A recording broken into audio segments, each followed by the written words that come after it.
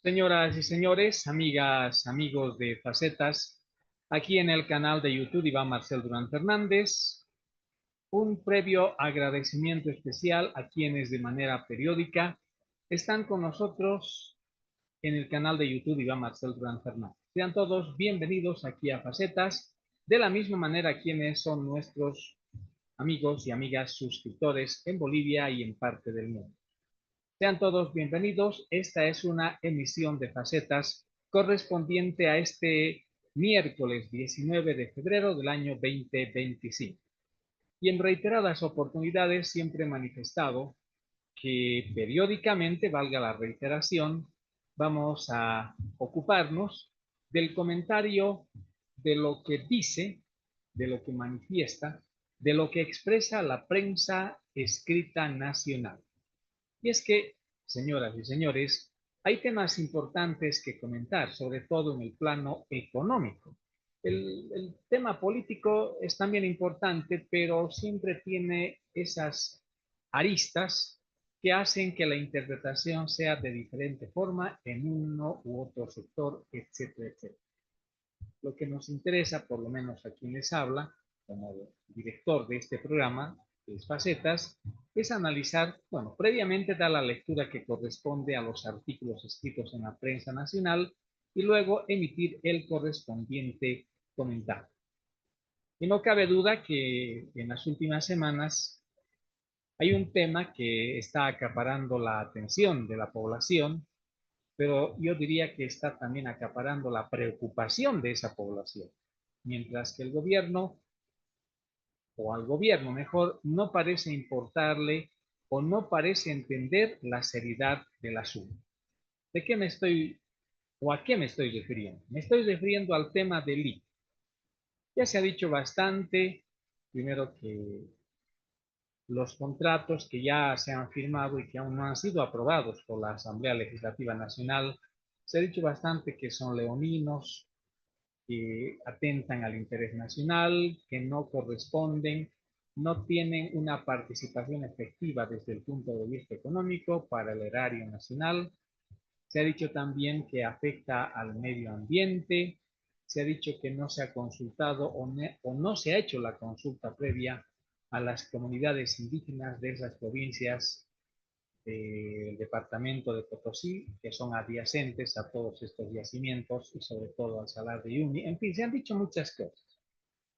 Y me recuerda esto a lo que sucedió, y lo he dicho en alguna oportunidad, en 1993, con el tema también del litio, con la empresa FMC Lithium Corporation of America. Se retiró del país porque cuando estaba a punto de firmar el contrato, que se supone iba a ser de conocimiento del poder legislativo de aquella época, pero el pueblo potosino llevó adelante una paralización de actividades por varias semanas y se logró que el gobierno presidente de ese entonces, Jaime Paz Zamora, en el acuerdo patriótico, levantara la mano y dijo, bueno, no se firma el contrato. Pero hasta el momento, ¿qué se ha logrado? ¿Qué se ganó con evitar que se firme ese contrato? Yo, sinceramente, como ciudadano potosino y viendo lo que acontece en esta parte de Bolivia, digo claramente que no se ha logrado nada, porque en esa oportunidad primaron, y es lamentable decirlo, pero en esa oportunidad, y creo que está sucediendo lo mismo en la presente, primaron los intereses político-partidistas o político-partidarios. Ha ingresado hace 20 años el movimiento al socialismo, pero antes de este periodo del movimiento al socialismo, los gobiernos que se sucedieron después del acuerdo patriótico no hablaron más sobre el tema del litio.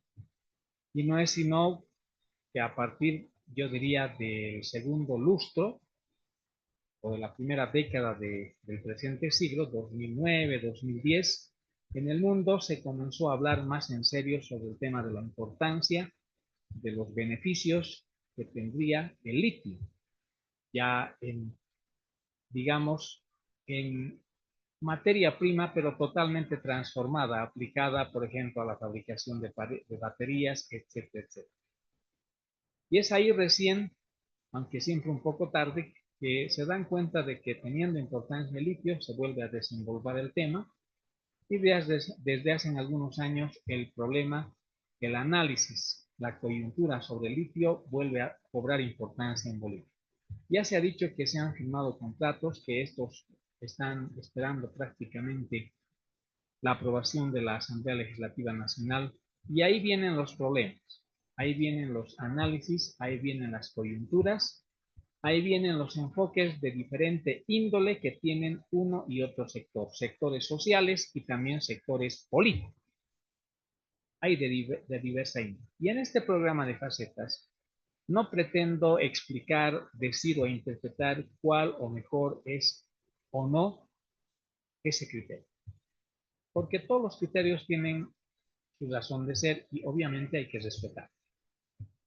Pero me ha sorprendido en los últimos días, porque parecía que no habían tomado la palabra, me ha sorprendido gratamente, desde luego, que en Potosí la Universidad Autónoma Tomás Frías, a través de su magnífico doctor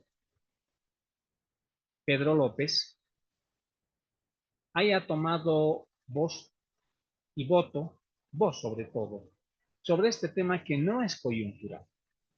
Este es un tema que, por supuesto, tiene que ser analizado hasta históricamente, haciendo una especie de comparación de lo que ha significado la explotación de los minerales, la plata, el estaño, etcétera, aquí en el departamento de Potosí y sobre todo en la ciudad capital.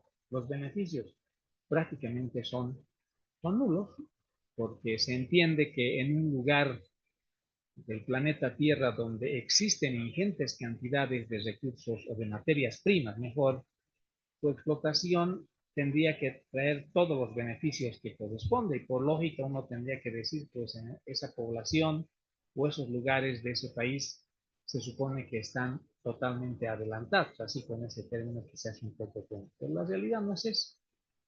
Siempre ha primado el plano político y hoy está primando el plano ideológico.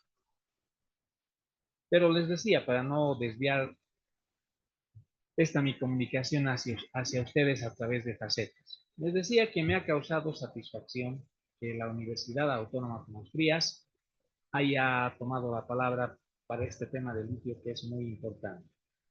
Y voy a extractar la publicación del decano de la prensa nacional, el Diario de la Ciudad de La Paz, en su edición de la víspera, es decir, de este martes, ayer, martes 18 de febrero del año 2025, y dice que luego de haber realizado un análisis con 53 profesionales, la Universidad Autónoma Tomás Frías de Potosí concluyó que son inviables y son riesgosos financieramente los contratos para la producción de litio con la empresa china CBC y la rusa Uranium One Group. Analizando las conclusiones de las diferentes mesas de trabajo, los contratos son inviables hasta que no se supone superen todas las observaciones y se tomen en cuenta las recomendaciones, dice el resumen del análisis que explicó el pasado lunes el magnífico rector de la Universidad Autónoma Tomás Frías de Potosí, Pedro López. En el tema legal, la Universidad Potosina observa que los contratos vulneran la Constitución Política del Estado. Es lógico. Y hemos dicho siempre que en el gobierno del movimiento al socialismo, desde Evo Morales hasta el presente, es normal violar no solo la Constitución, sino las demás leyes del Estado. Y dice este informe que si hay observaciones legales, porque hay aspectos de esos contratos firmados que vulneran la Constitución Política del Estado, es de lógica que la Asamblea Legislativa Plurinacional no tenga que aprobar esos contratos. Lógico, es lógico. Pero como les decía al comenzar esta mi alocución aquí en Facetas, más va a primar el aspecto político partidista y los temas legales desgraciadamente serán echados a un lado. Sigamos con este tema. En cuanto al análisis económico, se evidenció un alto riesgo, debido principalmente a la ausencia de datos claros sobre los costos de inversión y operativos de las plantas que se instalarían para el litio.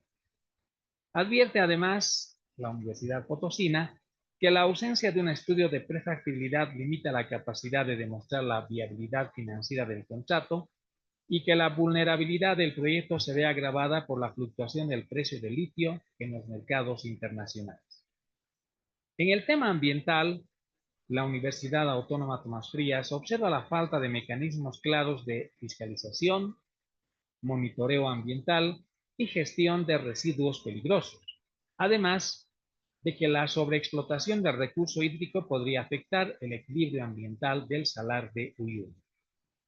En el área social, se identificó que ninguno de los contratos incluye una consulta previa legítima y documentada, lo cual podría generar conflictos sociales y resistencia de las comunidades locales. No sé cómo el gobierno pasará por alto esa disposición constitucional que obliga a que quienes desean explotar los recursos naturales previamente tengan que consultar a las áreas, a las personas de esas áreas que son originarios. Por lo menos ese es el tenor de la Constitución. Y dice que podría eso, por supuesto, generar conflictos, como ya se ha visto en muchos otros contratos del área minera aquí en el departamento de Potosí. Casi en el final, la Universidad Autónoma Tomás Frías de Potosí ha manifestado también la necesidad de una revisión profunda de los contratos y medidas correctivas en varias áreas clave para garantizar la sostenibilidad del proyecto en beneficio directo para el Estado boliviano y las comunidades locales. Los contratos ya fueron firmados por Yacimientos de Litio Bolivianos, YLB, sin embargo, aún falta su aprobación en el Pleno de la Cámara de Diputados y del Senado, y solo el contrato con la empresa china ya fue aprobado en una comisión. Bueno, una comisión en todo caso no causa efecto jurídico, no causa cosas juzgadas, si me entienden. Una comisión, ya sea en la Cámara de Senadores o en la Cámara de Diputados, solo da una opinión que puede o no ser tomada en cuenta por el Pleno de la Cámara, tanto de Senadores o de Diputados. Y en conclusión, les decía, estos contratos aún no están en vigencia legal, pero sí han sido firmados. Administrativamente ya está en vigencia, administrativamente, pero no legalmente. Y eso habría que tomar en cuenta. Sobre todo yo hago un llamado al Comité Cívico Potosinista, que es una institución que durante muchos años ha estado siempre pendiente de este tipo de problemas y ha llevado adelante muchas veces luchas de reivindicación del pueblo potosino. Pero esta vez yo lo digo con el más profundo de los respetos hacia el Comité Cívico Potosinista. Creo que tendría que analizar este aspecto desde el punto de vista legal.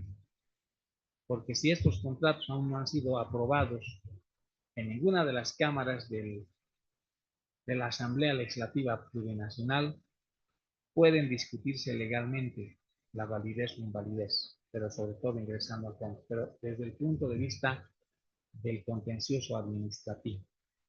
Yo lo veo así profesionalmente como abogado. Como les digo, son dos contratos que han sido ya firmados. Administrativamente han sido firmados. Obviamente no están en vigencia porque falta la aprobación legislativa.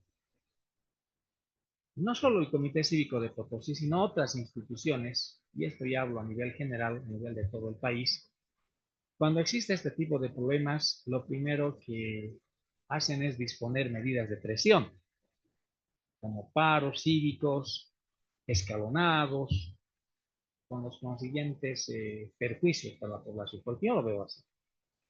Pero yo me pregunto si con medidas de ese tipo a nivel regional de Potosí se podrá lograr que el Poder Ejecutivo revoque, así entre comillas, esos contratos firmados con esas empresas chinas y rusas. No creo.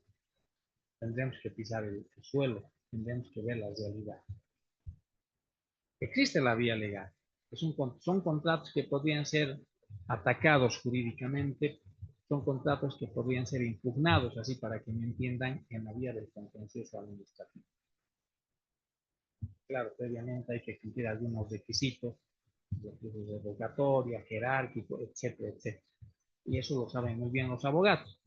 Pero creo que tendría mucho que el Comité Cívico Potosinista analizar desde ese punto de vista. Porque No quiero adelantarme, pero también ya he escuchado algunas voces donde dicen que se tendrán que desarrollar las medidas de presión. Por eso es que, si no me equivoco, se ha dado un plazo hasta una determinada fecha de este mes para que sean dejados sin efecto.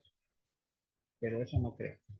Y no se trata de defender a uno u otro sector, sino se trata simplemente de enunciar, de interpretar lo que la realidad legal tiene mucho que ver en este aspecto. De cualquier manera, ese es un pequeño comentario que voy a unirlo a la lectura de ese artículo que lo he considerado bastante importante. Yo les digo honestamente.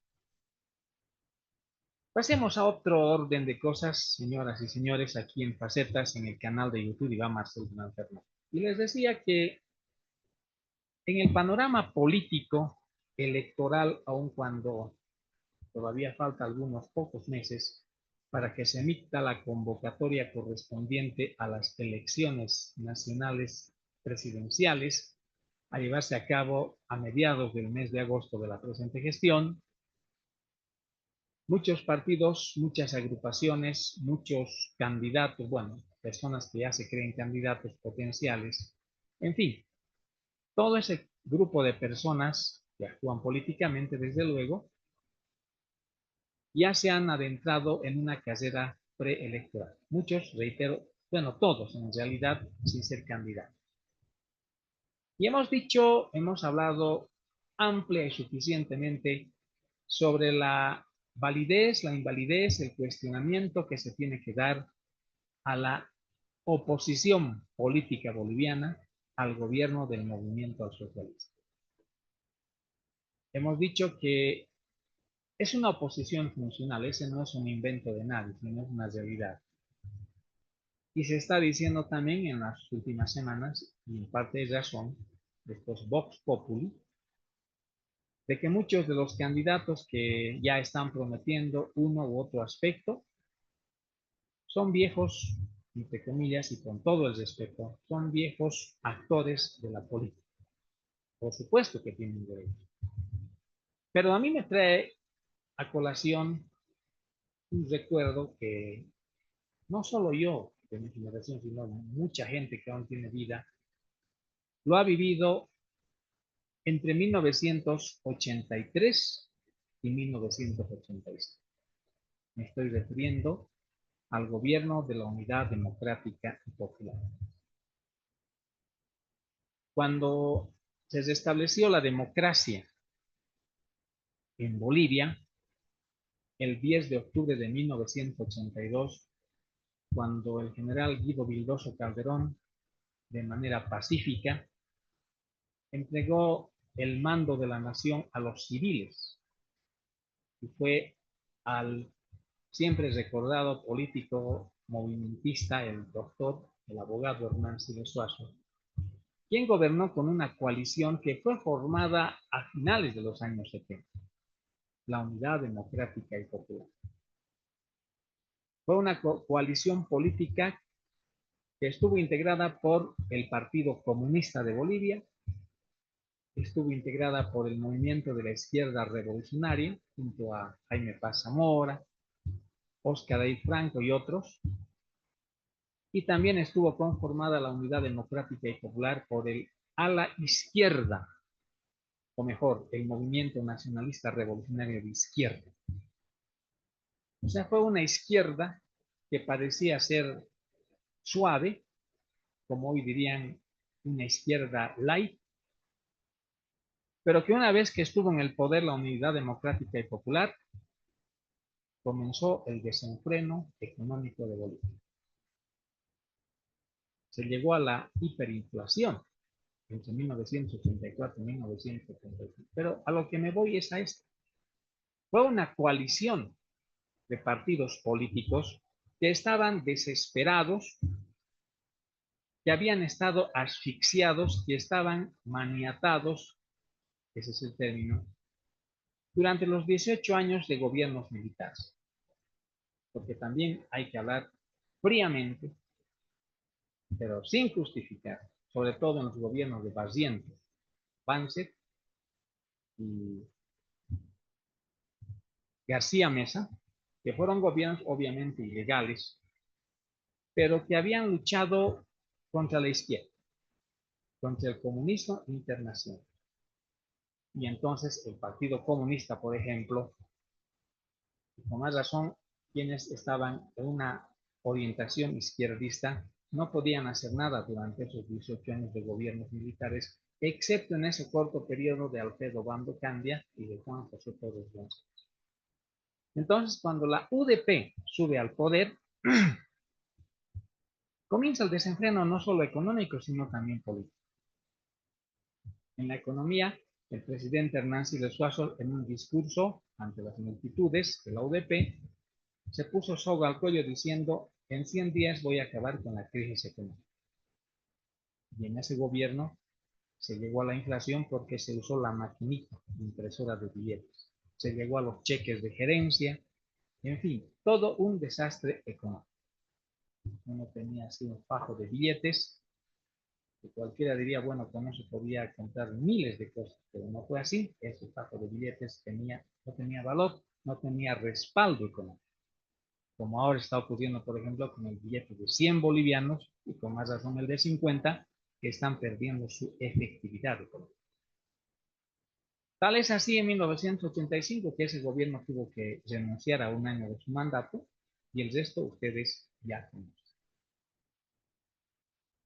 Pero fue un grupo, se juntaron tres partidos políticos, pero no gobernaron bien el país, porque los resultados están ahí en la historia, y no solo en la historia, sino en la gente, en las personas que hemos vivido eso.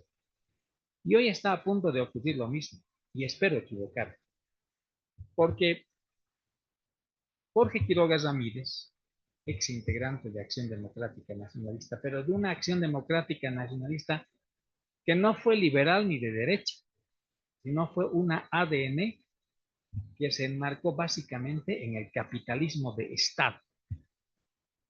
Y hoy sabemos que el Estado tiene injerencia en todo.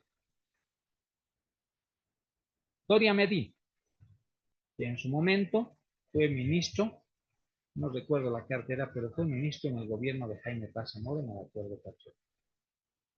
Manfred Reyes Villa también estuvo al lado de los militares, luego fundó su propio partido político, la Nueva Fuerza Republicana, hoy está brillando como autoridad de edilicia en Cochabamba, pero también es una persona que, al igual que los dos nombrados, es nomás una oposición funcional. Y el resto, ¿para qué decir? Pero de todo ese grupo de políticos, que por supuesto merecen mucho más grande respeto, porque son ciudadanos bolivianos, ya se ha determinado que no va a ir a unas elecciones primarias, que primero sería lo correcto. Y ese es el primer error que se tiene al no convocar y no ir a eso. Porque en alguna parte he leído que se dice que se va a ir a una encuesta para saber cuál de esas personas que están integrando este bloque opositor, que dicho de paso ya se están peleando entre algunos, va a salir el candidato. No sé hasta dónde sea. Pero una cosa es juntarse así, ser oposición al MAS, juntarse políticamente, así para que me entiendan, ganar una elección, y otra cosa muy diferente es sentarse en la silla presidencial y dirigir a un Estado y recobrar la institucionalidad en el país que ya se ha roto. No sé hasta dónde sea. Por ese hecho, y a propósito, voy a dar lectura a un artículo que también me parece muy, pero muy interesante y que prácticamente coincide no solamente conmigo, sino estoy seguro con mucha gente que está consciente que no debemos hacernos ilusiones de lo que vaya a ser el resultado de las elecciones en el mes de agosto de este año.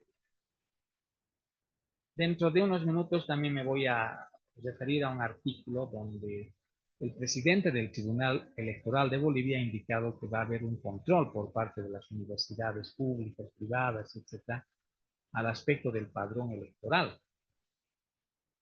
Porque en los últimos días se ha hecho pública la información de que los políticos en ese acuerdo, en ese encuentro que tuvieron en la Ciudad de La Paz, prácticamente garantizaron que se vayan a blindar las elecciones 2025.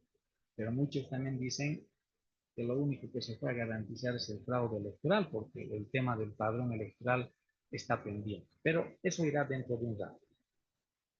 Voy a tomar como fuente al periódico El Potosí, en su edición de la fecha, es decir, de hoy, miércoles 19 de febrero del año 2025, y dice: el exministro y político boliviano Ronald McLean Avaroa expresó su postura crítica respecto de la reciente propuesta de conformación de un Frente Alternativo de Unidad Democrática y Popular, medio parecido a la UDP, suscrita por más de un centenar de ciudadanos y dirigida al denominado Bloque de Unidad de la Oposición, conformado por Jorge Quiroga Ramírez, Carlos Mesa, Samuel Doria Medina, Luis Fernando Camacho, Amparo Valdivian y Vicente Cuellar.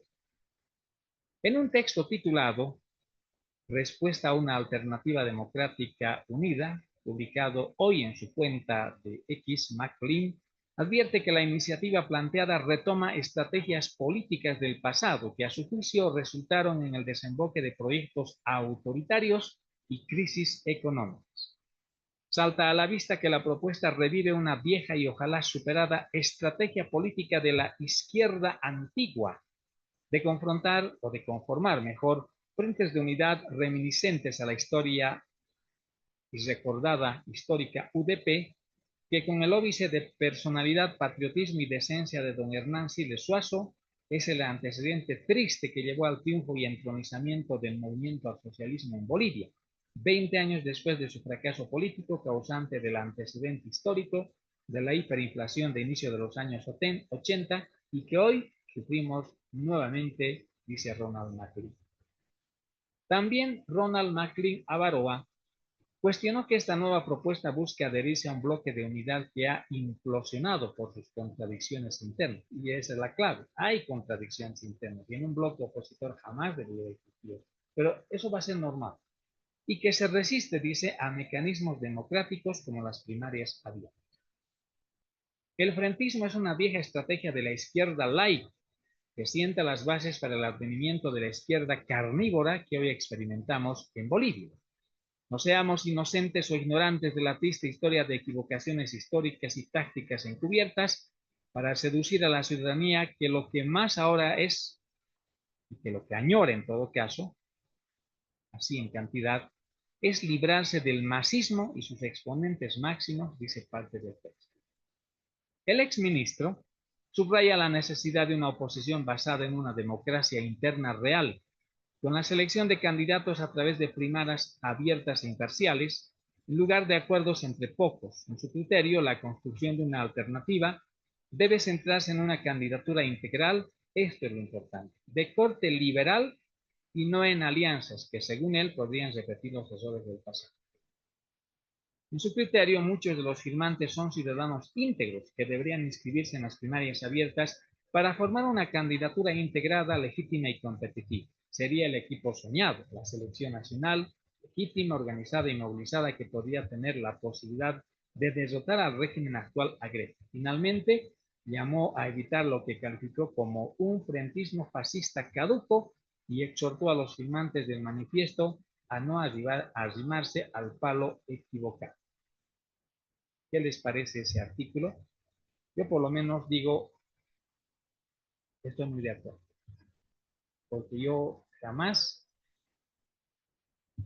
así como ciudadano, lo digo personalmente, jamás le otorgo vida, no le otorgo validez a futuro a esa coalición de oposición que quiere entrar al gobierno. Estoy de acuerdo que todos estamos deseando que se vaya el movimiento socialista, porque hay que ser sinceros, el país está arruinado, porque cada día uno, la verdad, se asusta cuando se entera de informaciones como que están prohibidas las exportaciones del grano de soya, se prohíbe la exportación de la carne y por el otro lado el gobierno amedrenta, amenaza a los productores de carne con iniciales procesos de agio, de especulación, como si el problema de que no haya carne, etcétera, etcétera, o de cualquier otro producto sería el problema de los productores. El problema es de que no hay divisas en Bolivia. El problema es que ya tenemos un programa económico totalmente errado, que nunca ha funcionado, porque eso de decir que ya dejó de ser eficiente, nunca ha funcionado. Esa es la purísima verdad. Entonces, ese tipo de problemas, la verdad, nos asusta, porque, como se dice vulgarmente, hay que analizar las cosas de manera concienzuda y las soluciones que no van a ser de la noche a la mañana, eso también hay que tomar en cuenta. No van a ser de la noche a la mañana, suponiendo o hipotéticamente hablando que ingrese la oposición, no va a ser de la noche a la mañana, porque el movimiento al socialismo ha destruido, ni siquiera ha roto, porque si se ha roto podría componerse, podría colarse, si me entienden así. Pero no, aquí se ha destruido la institucionalidad democrática de Bolivia. El MAS por democracia entiende otra cosa muy diferente a la que nosotros normalmente hemos nacido, hemos crecido y entendemos por democracia. Es el respeto a la ley. Y sobre todo el respeto a que al ciudadano se le debe decir la verdad. Al ciudadano no debe mentirse. Entonces, ese es un punto. Y finalmente, para concluir el programa, ojalá que las universidades públicas, las universidades privadas y muchas otras instituciones hagan algo, junto por supuesto a los políticos, cabalmente a estos señores que merecen más grande respeto desde luego porque son ciudadanos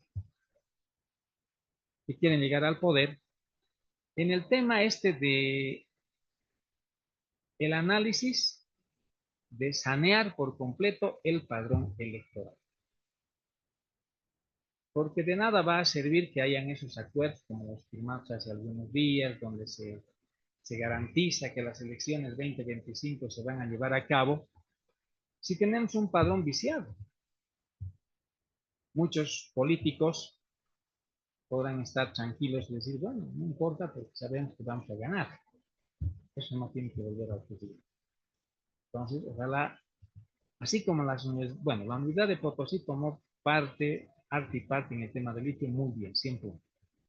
Ojalá también el resto de las universidades de Bolivia, las 9 universidades públicas que tenemos en Bolivia, y las unidades privadas tomen arte y parte con este tema de coadyuvar para que se haga algo con referencia al saneamiento del padrón electoral. Ahí tenemos colegios de profesionales, colegios de ingenieros, de médicos, de abogados, los propios comités cívicos, que va a ser muy importante que traten de arreglar este problema. Bueno, no arreglar precisamente, sino solucionar o ayudar en la solución para que este padrón electoral sea creíble materialmente. Ya no vuelvan a emitir su voto los muertos, los fallecidos, que en lugares distantes de las áreas citadinas, donde hay inscritos, por decirles, 100 votantes en una mesa, no aparezcan en las actas que han sufragado 120, 130 o 150. También otro aspecto que en algún momento he analizado, y también lo hemos hecho en periodismo en cuarta dimensión, es lo referente a que se tiene que legalmente hacer algo con referencia a esa ley donde se le da más valor al voto rural frente al voto de la ciudad. Son aspectos que hay que analizar. Porque si estos aspectos que estoy mencionando no se los subsana, no se los arregla en el sentido de mejorar para beneficio de la población, de nada de servir los discursos que vayan a desarrollar uno y otro candidato de la mal llamada oposición. No se trata de estar contra nadie. Por eso les decía, el ciudadano lo que quiere es que se le diga la verdad. En fin, ustedes, señoras y señores, ahora tienen la palabra. Para mí ha sido un gusto estar con ustedes en estos minutos de facetas, aquí en el canal de YouTube Iván Marcel Durán Fernández, comentando Primero, dando lectura a los artículos, a los importantes. Bueno, todos los artículos que uno lee son importantes, pero el tiempo también no permite que tengamos que dar lectura a todos. Hoy he considerado que son los más importantes y desde luego que seguiremos con esta tarea de manera periódica porque estamos donde otros no están. Muchas gracias por su deferencia. Les dice Iván Marcel Durán Fernández desde Potosí, Bolivia, Patrimonio Cultural y Natural de la Humanidad. Una vez más, gracias. Volveremos con facetas en cualquier momento. Permiso.